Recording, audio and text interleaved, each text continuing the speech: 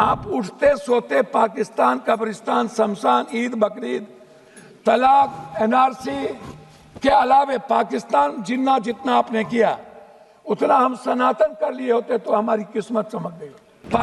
पाकिस्तान की बात करके आप राजनीति को जिंदा रखते हैं, क्योंकि आपकी दुकान सिर्फ पाकिस्तान से चलती है। जिस दिन हिंदू मुसलमान करना बंद कर दीजिएगा उस दिन एक सीट नहीं जीत पाएगी। मैं बात विवाद में नहीं जाऊंगा। मेरा सवाल सबसे पहले अपने उस पराक्रमी सेना के लिए जिन्होंने अद्वितीय पराक्रम दिखाया। भले ही हमारे नीति ने उनके पराक्रम को लक्ष्य तक नहीं पहुंचाया, लेकिन हम सब का जीवन, मन, धन, सेना के आजीवन उनके परिवार के प्रति समर्पण। जो भाई बहन, जो हमारे परिवार के लोगों ने इस देश के 26 शहीद को हम लोगों ने खोया, हृदय की गहराइयों से मैं उनको श्रद्धांजलि देता हूं। साथ साथ कश्मीर के उन अवाम को जिन्होंने आज़ाद हिंदुस्तान में हमेशा शहादत दी है हर मोर्चे पे, मैं उस परिवार को, उस पिट्ठू भाइयों को, उस घोड़े वाले को, सभी अवाम को जिन्होंने पूरे देश के उस पहलगाम में हमारे बच्चे भाइयों की हिफाजत की, उसको दिल की गहराइयों से पूरे सदन और देश हम सब उनके प्रति कृतज्ञ हैं। जनाब, पुलवामा क्यों? पुलवामा के बाद 18 23 घटना। अध्यक्ष एक मिनट भैया प्लीज हमारे बीच में ना बोलिए। पुलवामा के बाद लगभग उड़ी से लेकर के पहलगाम तक छोटी और बड़ी लगभग 23 से 24 बड़ा हमला हुआ। 11 साल नरेंद्र भाई मोदी जी प्रधानमंत्री रहे। 370 की ढिढोरा पीटी गई। कहा कि 370 के बाद आतंकवादी कमजोर हो जाएंगे और खत्म हो जाएंगे।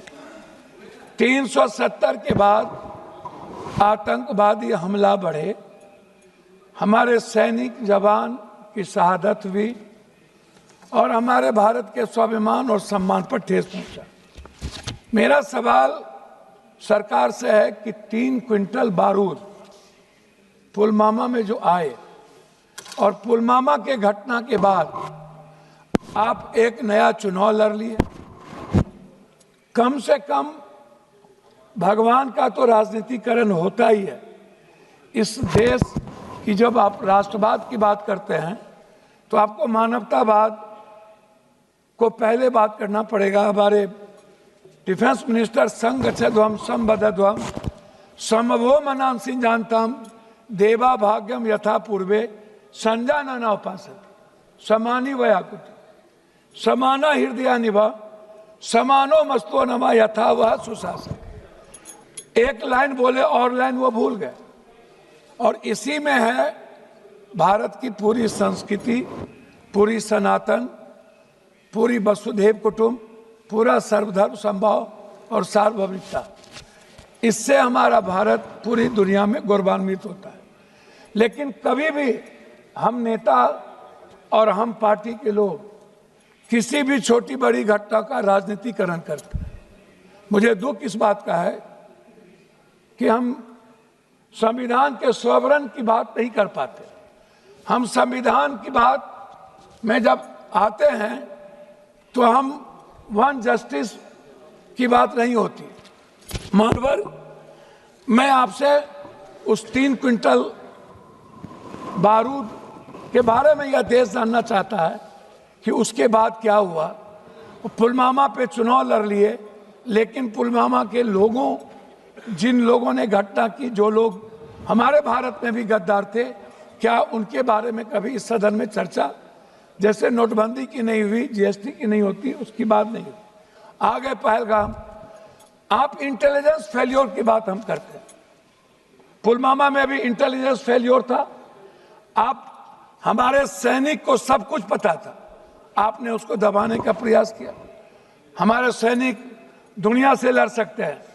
पाकिस्तान की बात मत करिए। आप कहते हैं पाकिस्तान, हमारे मंत्री कह रहे थे पाकिस्तान मेरे सामने कुछ नहीं है।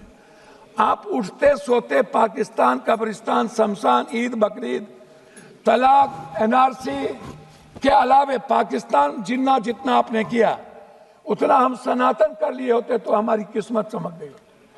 पाकिस्तान की बात कोई और नहीं करता। पाकिस्तान की बात करके आप राजनीति को जिंदा रखते हैं, क्योंकि आपकी दुकान सिर्फ पाकिस्तान से चलती है। जिस दिन हिंदू मुसलमान करना बंद कर दीजिएगा, उस दिन एक सीट नहीं जीत पाई। अब पहलगाम के बाद आपने राजनीति कर ली। आप भावनात्मक सिंदूर के सवाल को ले आए। मैं पहला सवाल आपसे पूछूंगा कि हमारे 150-200 मीटर पर सैनिक थे, उन्हें खबर नहीं थी कि पहलगाम के पर्यटन के लिए केंद्र खोल दिया गया। हमारे कश्मीर फोर्सेस को पता नहीं था, हमारे किसी इंटेलिजेंस को पता नहीं था। आखिर वो कौन से ऑर्डर कहां से गए, दिल्ली के किसके ऑर्डर थे कि पहलगाम को खोला गया? इस बात को आप समझिए। ये बात सभापति महोदय, सबसे महत्वपूर्ण है ये जानना कि इंटेलिजेंस किसके साथ है। इंटेलिजेंस क्या गृह मंत्री जी देखते हैं? क्या गृह मंत्री जी को किसी बात की जानकारी नहीं थी? हम नहीं, आप नहीं, ऐसे नहीं अध्यक्ष जी, कम से कम ऐसे। मैं आंशिक रूप से आपसे एक बात कहना चाहूंगा, गृह मंत्री जी, आप हमको मालदीव इंदिरा गांधी जी को मैं ले जाना चाहूंगा। आपको थोड़ा सा समय, हमको 2 मिनट समय दिया। वास्तविक में आधुनिक क्षुद्र क्षमता में सुधार धीमा। मैं आपको नेपाल से दूरी और चीन की घुसपैठ की बात करूंगा। 2015 में कथित ब्लैक बॉट के बाद नेपाल का भारत विरोधी भावना बढ़ी। नेपाल ने भारत से दूर होकर चीन से सैन्य और आर्थिक समझौता किया। नेहरू और राजीव गांधी के समय नेपाल का भारत मित्र था। मालदीव में इंडिया आउट पर्यटन बहिष्कार, 2023-24 में भारत विरोधी बयान, भारत सेना की वापसी, मालदीव ने चीन की गोद में जगह बनाई, भारत मौन रहा। इंदिरा गांधी के समय भारत मालदीव समुद्री संरक्षक, सीएए बीएसएफ गोलीबारी, बांग्लादेश और भारत विरोधी माहौल, भारत के खिलाफ जनभावना बढ़ी। चीन ने वहां बंदरगाह परियोजना शुरू की। 1971 में इंदिरा गांधी बांग्लादेश बनवाया। श्रीलंका ने, मैं लास्ट कर रहा हूं सर, श्रीलंका ने रद्द किए भारतीय अनुबंधन। नए राष्ट्रपति ने भारत समर्थित समझौता रद्द किए दिए चीन। ईरान से रिश्तों में गिरावट, चाबहार पोर्ट परियोजना धीमी हो गई। राजीव और इंदिरा जी के समय ईरान भरोसेमंद साझेदार था। SARCC, BIM, STC निष्क्रिय। चीन से डर और अमेरिका। अब लास्ट में कर रहा हूं, तुर्की के साथ टकराव और व्यापारिक गिरावट, व्यापार विमानन और डिप्लोमेसी।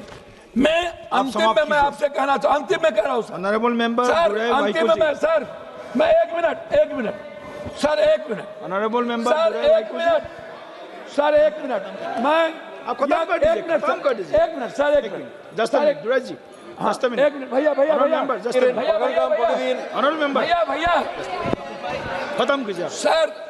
मैं 1 मिनट जानना चाहूँ, आधा मिनट। मैं अंत करूंगा कि इजराइल को छोड़ के पहली बार आजाद हिंदुस्तान में रूस ने भारत का सपोर्ट नहीं किया। हम चीन के सारे संपत्ति, सारे व्यापारिक चीजों को हम बढ़ावा देते हैं। चीन हमारी जमीन को हथियाता है। हम चीन पर एक बार हिम्मत और औकात नहीं होती है बात करने की। हमारे सेना को लड़ने की ताकत है चीन से।